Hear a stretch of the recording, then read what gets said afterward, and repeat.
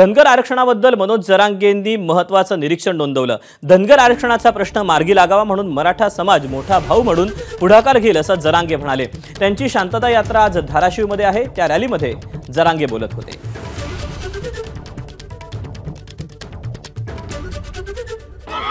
आता आपण आहोत धाराशिवमध्ये रॅलीला सुरुवात होऊन जवळपास 1.5 तास झालेला आहे। मोठ्या प्रमाणामध्ये इथे गर्दी आपल्याला पाहायला मिळते।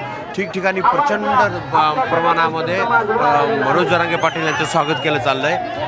आता ते होते हजरत शमशुद्दीन गाजी रहमतुल्लाह दर्गाच्या ठिकाणी। या पवित्र स्थळी त्यांनी भेट दिलेली आहे, दर्शन घेतलेलं आहे, चादर चढवली फुलाची आणि इथल्या जे विविध सामाजिक संघटना आहेत, मुस्लिम समाजातल्या राजकीय पक्षातले विविध राजकीय पक्षातली जी लोक आहेत मुस्लिम समाजातली, त्यांनी मनोज जरांगे पाटील यांना पाठिंबा दिलेला आहे। पाटील साहेब, काय सांगाल? मुस्लिम समाजानं आता मोठ्या प्रमाणात पाठिंबा दिला, पवित्र स्थळाला भेटी दिली होती। हे समाजावरती होणारा अन्याय आहे, यातून सगळे समाज एकत्र झाले। मुस्लिमच झाला पण मराठा समाजही सगळा राज्यातला एकत्र झाला। सामान्य गोरगरीब धनगर बांधव स्वतःच्या मुलासाठी एकजूट झालेला। 12 बलुतेदार एकत्र झाला। बंजारा समाजाची मागणी एक वेगळा प्रवर्ग, तोही समाज एकत्र झाला। दलित समाजही सध्या सामान्य गोरगरीब दलित समाज एकत्र झालेला आहे। ही समाजाची खूप मोठी वेदना आहे। राजपूत समाज एकत्र झालेला आहे, काही काळी समाज वडरा समाज एकत्र झालेला आहे। त्यांना वाटतं आमच्या न्यायाचं काय, त्यामुळे सगळ्यांनाच न्याय द्यायचा असेल आणि तो मिळवायचा असेल तर सगळ्या जाती धर्मातल्या गोरगरिबांना एकत्र येणं खूप गरजेचं आहे। आता काही समाजांनी मोठ्या प्रमाणात पाठिंबा दिलेला आहे, मात्र त्यांची संख्या कमी आहे, त्यांचा आवाज म्हणून तुमच्याकडे ते पाहतायत, काय सांगाल? संख्या जरी कमी असले तरी मराठी ताकदीनं तुमच्या पाठीशी उभा आहेत, काही काळजी करायची तुम्हाला गरज नाही, कसलीच आवश्यकता नाही आहे।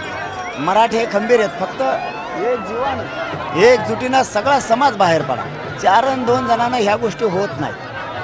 तुम्हाला सगळा समाज ज्यावेळेस तुम्ही बाहेर पडताय, माझ्या मराठा समाजाला आत्तापर्यंत ज्या 1.5 कोटी मराठ्यांना आरक्षण मिळालं नाही, त्याचं मूळ कारण आहे की माझा मराठा समाज ताकदीनं बाहेर पडला, म्हणून राहिलेल्या मराठ्यांनाही आरक्षण मिळायला लागलं।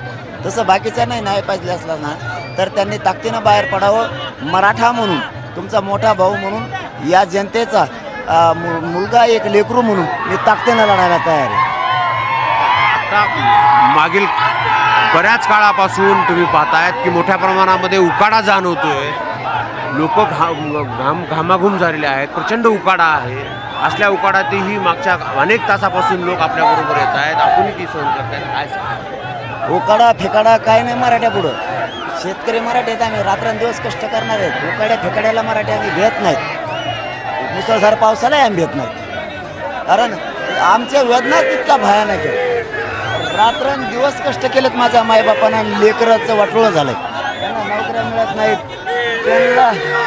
त्यांना काहीही केल्यानं न्याय मिळत नाही, म्हणून मराठी ताकदीनं एकत्र आलेले आहेत। त्यांना माहिती आहे की मी ताकदीनं समाजासाठी लढतोय, उभं आयुष्य मी माझं पूर्ण जीवन समाजासाठी अर्पण केलेलं आहे। माझ्या काही अपेक्षा नाही आहेत, माझ्या काही इच्छा पण नाही आहेत, मला काही स्वप्न पण नाही आहेत। मला मोठं व्हायचं नाही, मला पैसे नको, पद नको, फक्त माझा समाज आणि माझ्या समाजाचे लेकरं, माझ्या जातीचे लेकरं मोठे व्हावेत हे स्वप्न घेऊन मी जीवाची बाजी लावून लढतोय। जीव तळ हातावर घेतलेला आहे। मला खरं सांगतो, कोणत्या दिवशी मरण येईन हे सुद्धा माहीत नाही। इतक्या वेदना माझ्या शरीरात मला या उपोषणामुळे होत आहेत, पण मला माझ्या मराठा समाजाच्या गोरगरिबांच्या वेदना बसू देत नाही आहेत। मला त्यांचा त्रास, त्या समाजावर, माझ्या मराठ्यावर होण्या अन्याय मला बसू देत नाही आहे घरी, म्हणून मी 10 महिने झालं सलग लढतोय आणि माझा समाजही लढतोय। ज्यावेळेस आता छगन भुजबळ सगळे ओबीसीचे नेते एकत्र करायला लागलाय आणि आम्हाला घेरायचा प्रयत्न केलाय, तर माझा मराठा घरी कसा बसेल? सरकारने मला उघडं पाडायचं ठरवलंय, बदनाम करायचं ठरवलंय, मला हटवायचं ठरवलंय, माझा समाज घरी कसा बसेल? मराठ्यांनी अंग झटकून दिले आणि ताकदीनं मराठा घराच्या बाहेर पडलाय। ते आता आपल्या लेकराला साथ देणं गरजेचं आहे, कारण आपल्या लेकरासाठीच मनोज जरांगे भांडतोय, हे माझ्या मराठा समाजाची भावना आहे।